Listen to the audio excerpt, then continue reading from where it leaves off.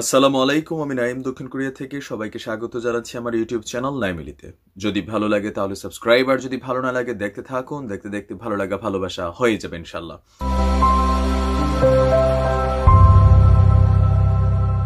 দর্শক, আপনাদের চাহিদার কথা মাথায় রেখে সময়ের সবচেয়ে আলোচিত যে বিষয়টা সেটা হচ্ছে যে ভিপি নূরের বিরুদ্ধে যে ধর্ষণে সহযোগিতা করার মামলাটা গতকালকে আপনার দায়ের করা হয়েছিল 20 সেপ্টেম্বর। আর এর পরবর্তীতে লালবাগ থানায় দায়ের করা এই মামলার এগেনস্টে আপনার ভিপি নূরকে অ্যারেস্ট করা হয়েছিল, সাথে আরেকজনকে। যদিও পরবর্তী সময় তাদেরকে ছেড়ে দেওয়া হয়েছে। ছেড়ে দেওয়ার পরে আবার ভিপি নূরকে ডিবি পাহারায় ঢাকা মেডিকেল কলেজের জরুরি বিভাগে চিকিৎসা নেওয়ার জন্য পাঠিয়েছে।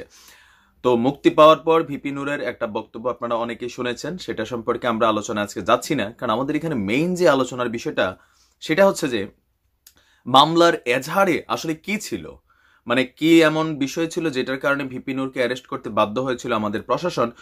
আর এই মামলাটার এজাহারে যে লেখাগুলা, যে ছাত্রী এই লেখাগুলা লিখেছেন, তিনি আদৌ কি কোনো সভ্য পরিবারের ছাত্রী কিনা, সেইটা আসলে আজকের আমাদের প্রধান বিষয়। তো প্রথমত আপনাদের জন্য আমি মামলার এজাহারে যা লেখা হয়েছে সেটা আমি আপনাদেরকে একটু পড়ে শোনাচ্ছি। এটার একটা কপি আসছে। সেখানে তিনি উল্লেখ করেছেন তাকে যে ধর্ষণ করেছে তার নাম হচ্ছে হাসান আল মামুন। তিনি সাধারণ ছাত্র ঐক্য পরিষদের একজন আহ্বায়ক। তিনি বলেছেন যে হাসান আল মামুন আমার ডিপার্টমেন্টের বড় ভাই হওয়ায় ব্যক্তিগত সম্পর্কের এক পর্যায়ে তার সঙ্গে আমার প্রেমের সম্পর্ক হয়। তারপরে বিভিন্ন সময় তার সাথে আমার মোবাইলে, ইমোতে, হোয়াটসঅ্যাপে চ্যাট হয়। আর ওই চ্যাটের ভিতরে মামুন তাকে বিভিন্ন সময় শারীরিক সম্পর্কের ইঙ্গিত দেয়। এরই ধারাবাহিকতায় 3 জানুয়ারি, তার মানে আজকে থেকে 10 মাস আগে, আসছি আমি মেইন ঘটনায়। 3 জানুয়ারি দুপুরে হাসান আল মামুন আমাকে রাজধানীর নবাবগঞ্জ মসজিদ রোড 104 নম্বর বাসায় যেতে বলে। সেখানে সে আমাকে বিয়ের প্রলোভন দেখিয়ে ধর্ষণ করে। ঘটনার পর আমি মামুনকে বিয়ের জন্য চাপ দিলে মামুন টাল বাহানা শুরু করে। তারপরে 8ই জানুয়ারি তিনি অসুস্থ হয়ে পড়েন। অসুস্থ হয়ে তিনি ঢাকা মেডিকেল কলেজে ভর্তি হন। 12ই জানুয়ারি বিষয়টা তিনি ক্যাম্পাসের রিপোর্টারদের সঙ্গে আলোচনা করতে চাইলে মামুন তাকে ভয় দেখায়, এবং তার মামুনের আরেক বন্ধু, তার নাম হচ্ছে সোহাগও তাকে বিষয়টা সম্পর্কে ভয় দেখায়। তাহলে প্রশ্ন হলো এখানে নূরের অবস্থানটা কই? মানে এই পর্যন্ত নূর কই? আসেন এবার নূরকে আসলে কোথায় ফাঁসানো হয়েছে। এই ছাত্রীর বক্তব্য অনুযায়ী বিষয়টা এই অবস্থায় এসে আটকাইলে জানুয়ারি মাসের 20 তারিখে সে ভিপি নূরের শরণাপন্ন হয়। যেহেতু সেও সাধারণ ছাত্র ঐক্য পরিষদ নাকি করত, সেই কারণে অ্যাজ এ সিনিয়র বস নূরকে সেই বিষয়টা সম্পর্কে জানায়। জানানোর পরে সে বলে যে নূর আমার সহযোদ্ধা, আর তার বিশ্বাস ছিল নূর ভাই একটা সুন্দর ব্যবস্থা করে দিবে।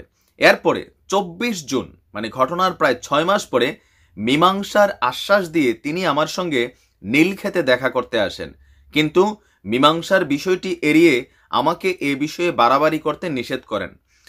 আমি যদি বাড়াবাড়ি করি তাহলে তার ভক্তদের দিয়ে ফেসবুকে আমার নামে উল্টাপাল্টা পোস্ট করাবে এবং আমাকে পতিতা বলে প্রচার করার হুমকি দেয়। এই হচ্ছে নুরু ভাইয়ের অবস্থানটা। বিষয়টা নিশ্চয়ই বুঝতে পারছে। এমন না যে তাইরে ধর্ষণ করছে, নুরু ভাই তার ঠ্যাং চাপ্পা ধরছে। বাংলা ছবিতে আমরা যেমনটা দেখি যে ডিপজল যখন কাউকে ধর্ষণ করে, লগে দিয়া মিশা সদাগর 12-5 জন থাকে যে 2 হাত চাপ্পা ধরে মিশা সদাগর যে ধর্ষণ করে। মানে এখানে নূরকে যে আপনার মামলাটাতে ইনক্লুড করা হয়েছে, কতটা হাস্যকর, কতটা মানে আমি জানি না এইভাবে আসলে মামলার কি সিস্টেম আছে কিনা। আচ্ছা যাই হোক, আছে নিশ্চয়ই, যার কারণে তিনি অ্যারেস্ট হয়েছেন। পরবর্তীতে তিনি বের হয়ে গেছেন। এই মামলার আরো 4 জন আসামি আছেন। তারা হচ্ছেন বাংলাদেশ ছাত্র ঐক্য পরিষদের যুগ্ম আহ্বায়ক নাজমুল হাসান ও মোহাম্মদ সাইফুল ইসলাম, বাংলাদেশ ছাত্র অধিকার পরিষদের ঢাকা বিশ্ববিদ্যালয় শাখার সহসভাপতি নাজমুল হুদা এবং বিশ্ববিদ্যালয়ের শিক্ষার্থী আব্দুল্লাহিল বাকি। এই ছাত্রী বিশ্ববিদ্যালয়ের ইসলামিক স্টাডিজ বিভাগের 2016-17 শিক্ষাবর্ষের। তিনি একজন ছাত্রী, যে মামলাটা হয়েছে ধর্ষণ এবং মানসিক নির্যাতন সহ নানান অভিযোগের কথা তুলে ধরেছেন, যার পরিপ্রেক্ষিতে নূর সহ 7 জনকে পুলিশ গ্রেপ্তার করেছিল। এবার আসেন মেইন পয়েন্টে।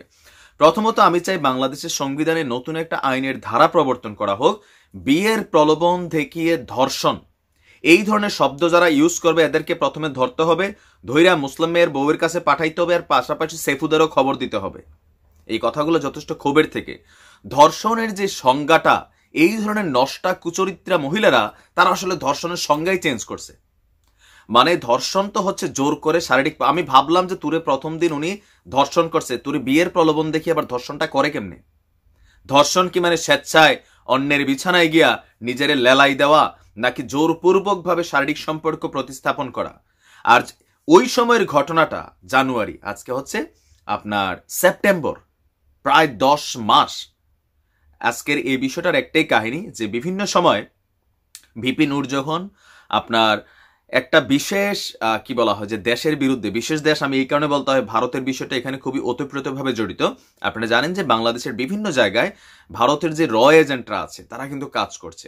সমাজের বিভিন্ন জায়গায়, প্রশাসনের বিভিন্ন স্তরে আমরা সামাজিক যে বিভিন্ন কথাবার্তাগুলো শুনি সেখান থেকে বোঝা যায় অনেকটাই কন্ট্রোল করে। আর এই মুহূর্তে কার্যত বাংলাদেশের প্রধান আপনার রাজনৈতিক দলগুলোর মধ্যে বিরোধী দল বিএনপি, জামাত বা জাতীয় পার্টি হলেও ওই দলের নেতা নেত্রীরা এতটা স্ট্রেট কাট বা রাজপথে এতটা শক্ত অবস্থানে নেই যতটা ভিপি নূর আছে। আর যার কারণে আপনার দেখা গেছে যে এটা কোনো পলিটিক্যাল মুভমেন্ট না। আমি আবারও বলি, এটা আসলে কোনো পলিটিক্যাল মুভমেন্ট না।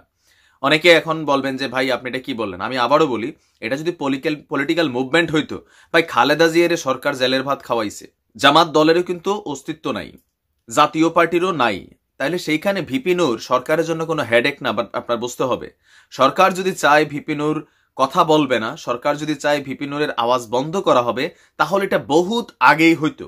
বরঞ্চ যেটা দেখা গেছে যে ছাত্রলীগের দ্বারা যখন ভিপি নূর আপনার লাঞ্ছিত হয়েছেন, ওই নেতাদের বিরুদ্ধে কিন্তু আপনার মামলা হয়েছে। রাব্বানির মতন মানুষকে লাইভে এসে নূর ভাই কিন্তু বাংলা ওয়াজ দিয়ে দেয়।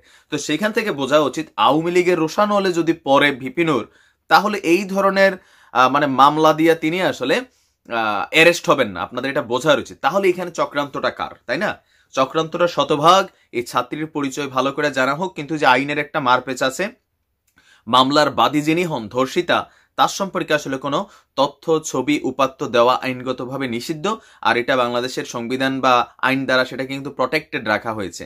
তারপরেও যেহেতু নূর ভাই বলেছেন যে এই ছাত্রী বা এরকম ঘটনা তিনি জানেনই না, বিষয়টা সম্পূর্ণভাবে তার যে রাজনৈতিক যাত্রা, তার যে জনপ্রিয়তা, সেটাকে ভুলণ্ঠিত করার জন্য। এখন এটা করার জন্য দৃশ্যত এটাতে আওয়ামী লীগ পেঁচে পড়ে, কিন্তু বিষয়টা আওয়ামী লীগের না। আপনি যদি একটু ঠান্ডা মাথায় চিন্তা করেন, আওয়ামী লীগ চাইলে আরো 10টা মামলা দিয়ে ভিপি নূরে ঢুকাইতে পারবে, আমরা ফেসবুকে আন্দোলন করতে পারবো, কিন্তু এই ধরনের ছোটখাটো ইনসিডেন্টগুলো যখন আসে সেটা সম্পূর্ণ পরিকল্পিত, নূরকে হাতে না মাইরা ভাতে মারার। কিন্তু বড়ই হাস্যকর ব্যাপার যে এই ধরনের মামলাগুলো যেসব নারীরা করে, ভাগ্য ভালো যে তার পরিচয় প্রকাশ হয় নাই। ভাই তার যদি পরিচয় প্রকাশ হইতো, আমার বিশ্বাস বাংলার জমিনে তার কোনো জামাই পাওয়া যাবে না। সে তার পরিবার এতটাই লাঞ্ছিত হবে যে পতিতা শব্দটা নূর নাকি তারে বলছিল, কিন্তু আপনি কিন্তু এক ধরনের পতিতার কাতারেই পড়ে গেছেন। এখন আপনার নামটা খালি পাবলিক জানে না, আপনার চেহারাটা খালি পাবলিক জানে না। যদি জানতো আপনার মুখে যাইয়া দলায় দলায় থু মারতো। কারণ কিছু কিছু ঘটনা আছে সব ক্ষেত্রে যায় না, আপনার বুঝতে হবে। তো ভালো থাকুন, সুস্থ থাকুন। আসসালামু আলাইকুম রহমতুল্লাহ।